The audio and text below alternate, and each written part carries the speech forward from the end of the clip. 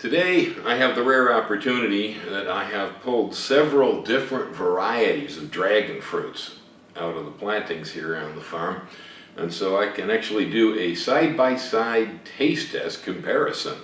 Now, those of you who follow my dragon fruit channel know that I really favor the Solanacereus megalanthus and its hybrids, the yellow dragon fruits, aka Hylocereus megalanthus, depending on where you're coming from. And I don't really care for the red and the pink dragon fruits that much. These are the Hylocereus undatus. These two are selections made by my friend Greg down in Kapoho for his dragon fruit farm. These are cuttings that were brought up to Mountain View from his farm. They're not particularly productive up here. The yellow one is more productive. These were better further down the mountain where it's warmer. But as you know, I'm not all that excited about this fruit. So I want to try a taste test comparison. Now this baby right here is heavy. I mean, that thing has got to weigh 4 pounds, I think. There's a lot of meat to this. So yeah, let's get this open here.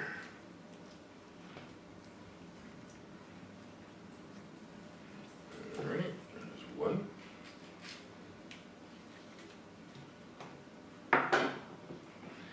And then the yellow.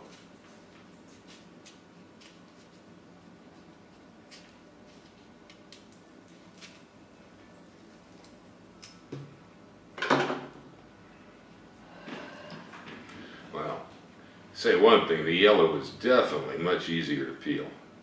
That was quick. Okay, so I know how much I like this one. So I think we'll start with these.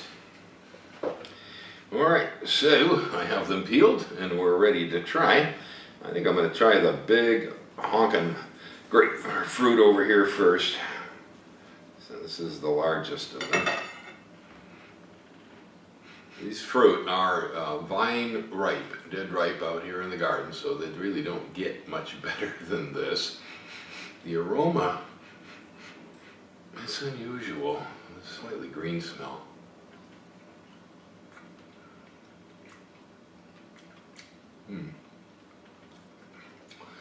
Well, the flavor on the large one with the big dragon wings here was pretty good, actually.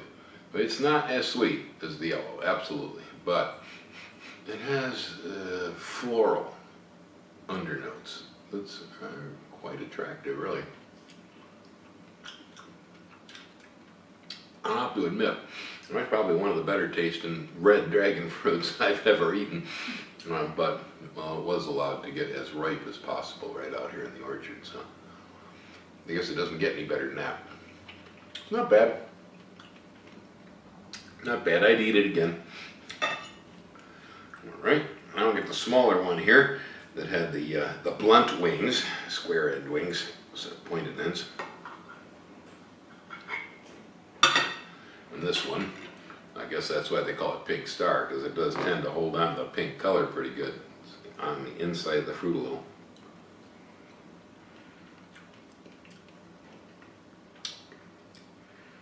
Now, this one is typical of most of the pink and red dragon fruits I've had. It's kind of like underripe watermelon.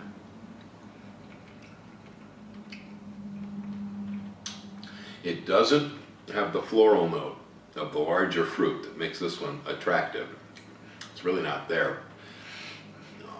There is an undertaste, but it's kind of hard to tell just what to compare it to. It's fruity, sort of, a little bit fruity. It doesn't have the sugar. It's not as sweet as the larger fruit either. Try this again.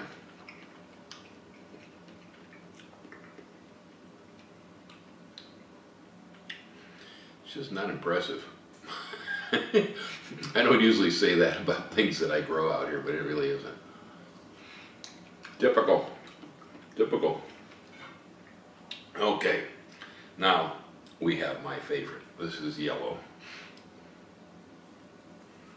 And I have a feeling I know how I'm going to react to this.